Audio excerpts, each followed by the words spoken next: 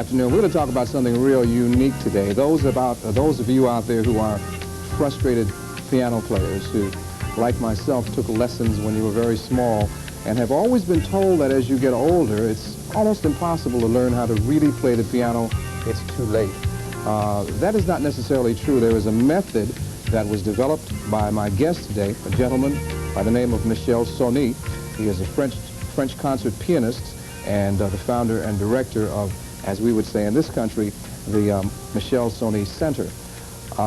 Joining him, and we will hear her play in a moment, is Michèle Paris. She is a very gifted student who will join Mr. Sogny here in Chicago for a recital this evening. And I want you to check this carefully. This young lady started to learn under this method when she was 25 years old. And just a sample of what can happen under this method. Maybe I can learn how to play one day. Ladies and gentlemen, Michèle Paris.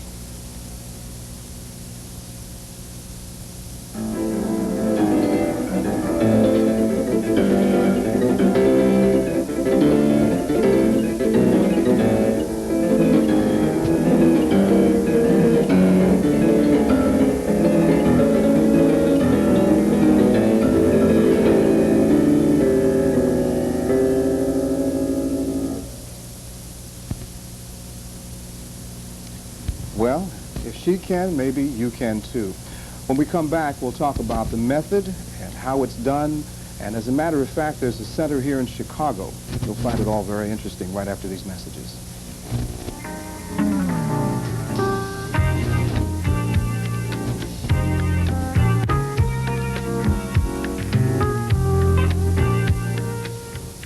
Good afternoon. Once again, my guest, Michel Sogny and Michèle Paris.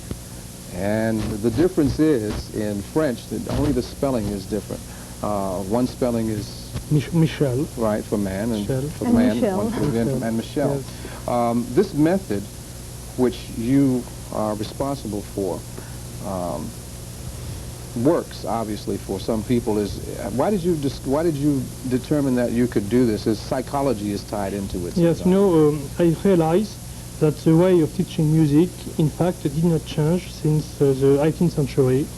And this traditional way of teaching music was, in fact, successful only for 3 or 4% of people, of pupils. That means that only gifted people could realize and could be successful in this kind of teaching. And it's why I had the idea to conceive another way, quite different, who could be independent of human ability, of human gift, in fact. So, a way of teaching where you don't need to be gifted absolutely to be successful. And that's why I have changed everything, and I try to bring something very new in the way of teaching music. First, psychological relation between the teacher and the pupil, which has been completely changed. Is that the basis of it, the relationship between yes, the teacher it's one of the bases, which is very important. And also, I have composed quite a lot of studies, which are the support of my teaching, and which are progressive studies, which can be make comfortable the pupils from the beginning of the studies to the end. And through these studies, the pupils can improve also the joy of playing music, because never you have the impression to do boring exercises or to practice scales days and days, but you can improve the pleasure of making music at the first step of your training. You know, this is very important. That's one of the things that all of us who took piano lessons hated, the idea of playing those scales in and out every day. I mean, that was my concept of learning how to play the piano. Now, Michelle, what was that you played at the beginning of this show? What did you play? Well, I played the etudes of Michel Sogny. They were easier than this etude that I played, but I learned all the etudes so that I could follow this progression very happy, because I didn't have the impression I would not succeed to do it. Now, you were 25 when you, were you a musician of any kind before? No, I didn't know anything about music when I was And when she came to see me, she did not find me at once. She had three experiences with other teachers, and she was told you are not gifted. It's too late for you to study piano. And when she came to see me, she asked me, do you think I am gifted or not? And my answer was, that does not matter. My teaching is conceived that you can do your best. If you are gifted or not gifted will not be the question anymore. Now, how long ago was that? How long have you been playing? Well, I was 27 when I met Michel Sogny. Now I am 36. And she gave her first concert in Paris, in the theater of Champs-Élysées, after 4 years of my teaching.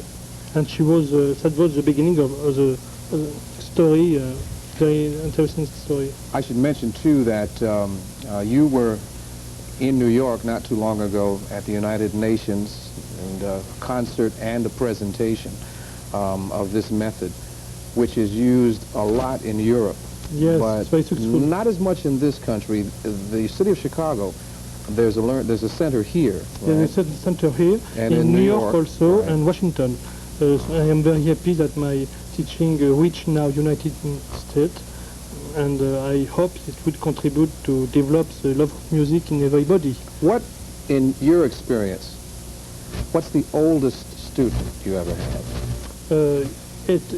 I think it was 85. Just starting. Just starting. How? I mean, did that person learn how to play? Yes, eventually? quite well, and it's one of my older students. He's, I think, 88 now, and I think it's very important for his life to improve this happiness of music. You know, Michelle, when you perform, and people ask you about when you learned how to play and the method, I know there are a lot of people that probably can't believe that just that short period of time ago till now, and you are a concert pianist, and you play that well. I mean, most people would say, you're fooling me, you must have had some lessons, or you must have been a musician, or you must have been, but you weren't. No, I didn't. I was not even able to read a music text. And when I met Michel Sogny, I didn't know how to put my hands on the keyboard.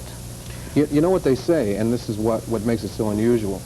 It is always said that as children, our minds are open and we can learn very easily. But as we get to be adults, you know, we learn certain habits and it's hard to learn new yes, things. But it's quite different. The adults can learn quicker if they can find a teaching which is specially adapted to their abilities. Okay, we're just about out of time. Let me mention that there will be a concert tonight at the University Club of Chicago, which is located at 76 East Monroe, and I think it's at, what, 7? At 8 o'clock. At 8 o'clock tonight, and you will both play? Yes, you will play, and I will present the method. Fantastic. Thanks for being on today. Thanks to you. Thank you very much. I could learn, right? Of course. Okay, of course, right? Thanks for being my guest. Once again, Michel Sogny, who is a French concert pianist, founder and director of the Michel Sogny Center, and Michèle Paris, who is a very gifted pianist who plays very well. Thanks for being with us. Thank you very much. I'm Richard Steele. This is Chicago Today. Steve Leving is next with Today's Racing. Thanks for watching. Have a good afternoon.